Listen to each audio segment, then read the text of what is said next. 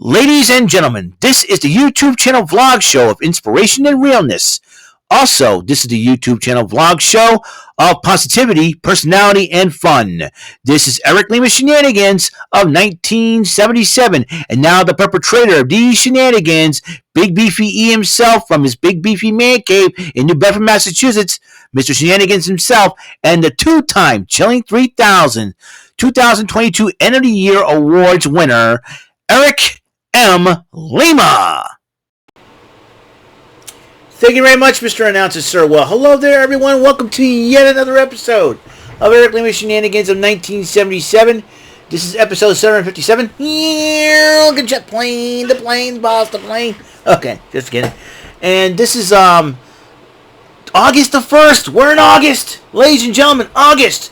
That means anniversaries are happening. The Portuguese feast coming this weekend. I hope they're wrong about the rain. I want to go Saturday, stay there till at least 5 or 6 o'clock, come home so I can cover for Jordan, watch SummerSlam, and then go Sunday.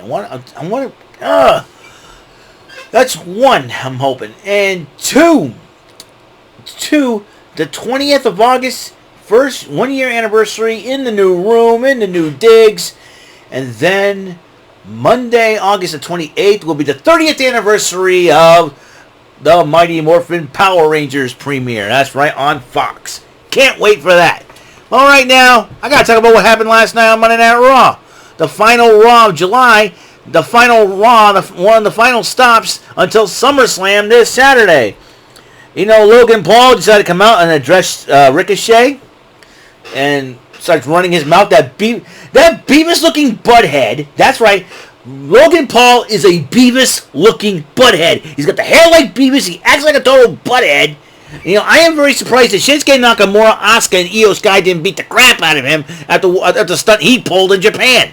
Because believe me, if I were Io and Asuka, I would kick him straight in the nads, man. I would kick, you know, and Logan Paul and Io and Asuka should straight up kick Logan Paul in the ads. You know, if Kairi Sane was still in the WWE, same thing. Saray, same thing. Kick him in the nads, ladies. I give you permission. And I'm surprised that Shinsuke Nakamura and Akira Tozawa doesn't slap him upside his freaking head. That Beavis-looking butthead. Yeah, Logan Paul can't stand the guy. How dare he? What a dupe. No wonder why The Rock does not want to talk to him, because he's a jabroni. Simple as that. So he dresses Ricochet. Ricochet interrupts Logan Paul. And then Logan Paul, he decides to bring up Samantha Irvin, who is the fiancée of Ricochet. You don't mess with my New Bedford sister, Logan Paul, you Beavis-looking butthead. That's what you are, a Beavis-looking butthead. Do I have to repeat it? Do I have to hashtag it? Oh, you know what? Yeah, I'm going to hashtag it. Give me the hashtag. All right. I'm going to hashtag this one. All right, kids. You know what? I'm using a different color marker. I'm using blue. Okay. I'm using blue. All right. Yes. Let's hashtag this. Hashtag Beavis. Okay. Looking butthead. All right. Hashtag this, kids. Beavis looking butthead. That's what Logan Paul is exactly. Logan Paul is a Beavis-looking butthead. That's what he is. Logan Paul is a Beavis-looking butthead, and MJF, I can't trust him as far as, I don't know what Adam Cole's thinking, but I'm telling you what, I can't trust MJF as far as I can throw the guy. Jeepers. He's a Beavis-looking butthead, too. Both of them are Beavis-looking buttheads. That's what they are. Beavis-looking butthead. I'll say that. That's my new phrase. Last year's Do It for Bob Saget. This year's Beavis-looking butthead. Anyways, and he goes, and well, Logan Paul's like, when I beat you, your girl's gonna say, and the winner, Logan Paul. You know, I hope Ricochet straight up mollywops him at SummerSlam. I want to see that. That's what I was saying. Straight up mollywop him. Mollywop him, Ricochet, for me. And the lovely Jackie Redmond. I'm starting to have a crush more on Jackie Redmond. She's pretty hot, if you ask me. Interviews Imperium, and they say he's upset with Ludwig Kaiser. He's going to redeem himself against Matt Riddle.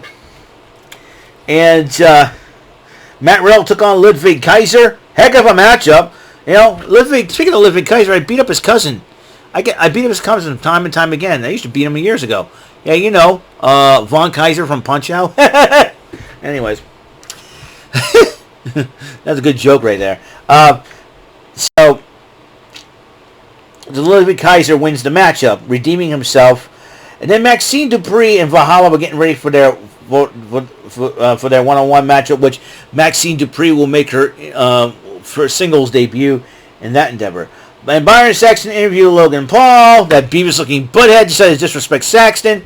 And he, calls him Baldy. What? Man, Logan Paul's a jerk. I hope Ricochet beats the snot out of him. And Cody Rhodes decided to join TikTok. Wow. Here we go. Anyways, Lesnar and Rhodes, speaking of which, they had the whole thing to SummerSlam. So that's going to be a whole lot of fun. Maxine Dupree went one-on-one with Valhalla, but it got to the point where the Viking Raiders got involved. Then Alpha Academy and the Viking Raiders were brawling to the point where, you know, and they all thought, you know, and Maxine Dupree did this like a suplex type move, and then she crossed Valhalla's legs over her 1, 2, 3. Maxine Dupree won her first singles matchup. So congratulations, Maxine Dupree. Yeah. I think being with the Alpha Academy's been the best thing for her. I think she has a thing for Otis. Let me tell you, if she has a thing for Otis, man, I don't know what it is, Otis, man. You are awesome. Otis gives guys like me hope, you know. Anyways, Tommaso Ciampa confronts Shinsuke Nakamura, and they were talking about the SummerSlam Battle Royal, which they'll get involved in. And, in fact, they're going one-on-one later on. Judgment Day addresses the Houston, Texas crowd, and everybody booed the heck out of that mullet-headed moron Dominic Mysterio. That's right, he's a mullet. The mullet moron himself. The mullet moron Dominic Mysterio. They booed him, and then Rhea Ripley's running her mouth. Raquel Rodriguez gets ticked off. Goes after Rhea. She gets hurt. Her legs get hurt again. And officials had to separate the two. And then Shayna Baszler and Ronda Rousey document their 10-year association, as you saw it. And then the Alpha Academy celebrates Dupree's victory. Maxine's Dupree. Then Imperium interrupts him, and then Gunther insults Chad Gable. You know, okay, I accept your challenge. I'll settle at 5 minutes in the ring. Just 5 minutes. All I need is 5 minutes. So Gunther goes, you got it. Then Shinsuke Nakamura took on Tommaso Ciampa, and Shinsuke won the matchup, and Bronson Reed was watching backstage. So Shinsuke Nakamura's got a little bit of momentum going into SummerSlam in that Battle Royal.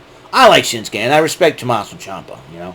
Good. It was a good matchup, but Shinsuke won. But he had a little bit of the tights, you know. I think Shinsuke wants to go back to some of his ways and no speak English. Who knows? And then Raquel Rodriguez is getting them checked out in the trainer's room again, and Adam Pearce promises Rodriguez that once she's recovered, she'll get Ripley. Notice that he did not say for a championship match. If I were Io Sky, I would pick up on that. Go, no women's title at SummerSlam. Maybe Io Sky. Maybe Io Sky all along is thinks trying to make Asuka think that she's going after her. Everyone wants to see Io and Asuka go at it. But if I were Io Sky, I'd be capitalizing on this situation. Because right now, having that money in the bank is a very dangerous situation. If Rhea Ripley thinks that no one's going to challenge her, Rhea, hello, it's something called Money in the Bank, and someone has it. It's called. Her name is Io Sky. Come on, dummy. All right, like a humanoid. Then Brock Lesnar addresses the Houston crowd, calls out Cody Rhodes. Rhodes interrupts Lesnar. Then they both fight it out, and Lesnar walked away, and Cody Rhodes holding his arm again. And a 5-minute challenge match versus Chad Gable versus Gunther. Gable won that one because he survived 5 minutes, and then it continues on as a regular matchup, which Gunther won. So, and then Gunther addresses the Houston crowd after the match, saying that he's not going to lose the Intercontinental title. He may be right on that. And I'll tell you what, 415 days. I know he's He's getting close up there, man. He is getting close. He's the second longest reigning Intercontinental Champ in the company's history. Longest reigning Intercontinental Champ of this century. So that's pretty good. So, anyways. Seth Rollins and Sami Zayn were fired up for that matchup. Seth Rollins is so freaking fired up to the point that Sami Zayn's got to calm him down like Kevin Owens. So, we'll see what that... And Becky Lynch comes out. Byron Saxton interviews Cody Rhodes. And Cody Rhodes says, I don't care if I go in there with one arm. I'm going to fight Brock Lesnar. I'm going to beat him. Then Becky Lynch came out to address the Cruising crowd about Trish Stratus. Trish Stratus and Zoe Stark respond to Lynch saying, hey, we're not going to fight you and all that. Anna Pierce says, yes, you are. You're having a match. What's happening right now. They tried to have the match, and Becky Lynch was wailing on Trish Stratus. But a few minutes into the matchup, Zoe Stark attacks her. Disqualification by Lynch. The fight continues on after the matchup to the point where, and then after the commercial break, Pierce confronts Stratus and Stark, saying you're going to have the match in 2 weeks in Canada, but Zoe Stark's banned from ringside. So, and Becky in an exclusive was ticked off to the point where she was grabbing Trish Stratus' shirts and started throwing her around. Don't blame her there. Main event, Seth Rollins and Sami Zayn versus Damian Priest and Dominic Mysterio, Dirty Dominic Mysterio. Despite the fact that Rhea Ripley and Finn Balor were causing all sorts of chaos at ringside, Seth Rollins and Sami Zayn ended up picking up the victory over the Judgment Day, Dirty Dum Dum and Damian Least. You know what I mean? So that is it. Well, tonight is the first NXT of August. Not only that, it is the fallout from the Great American Bash. It seems like the whole celebration for Tiffany Stratton. Who is going to challenge her now? If Thea Hale is still upset that she did not tap out, I say I don't blame Miss Thea Hale. So that is it. That's all the time we have on this show. Episode 757 of Eric Lima Shenanigans in 1977. The Raw Event Center for July the 31st, 2023. But July is over now. We're heading into August. We're in August. We're here. We're now alive. And next episode, the first Trebek Tuesday of August. Speaking of which, and that will be coming up next. So, until next episode comes rolling around. Hey, Mr. Announcer, take us home.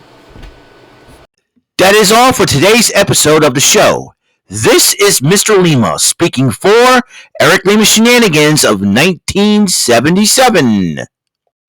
A Big Beefy E, Do It for Bob Saget production, and in association with A Sweet Bowl for Raving Dingleberries Telepictures and Distribution. Thank you for watching another great episode of Eric Lima Shenanigans of 1977. Until the next episode, goodbye for now.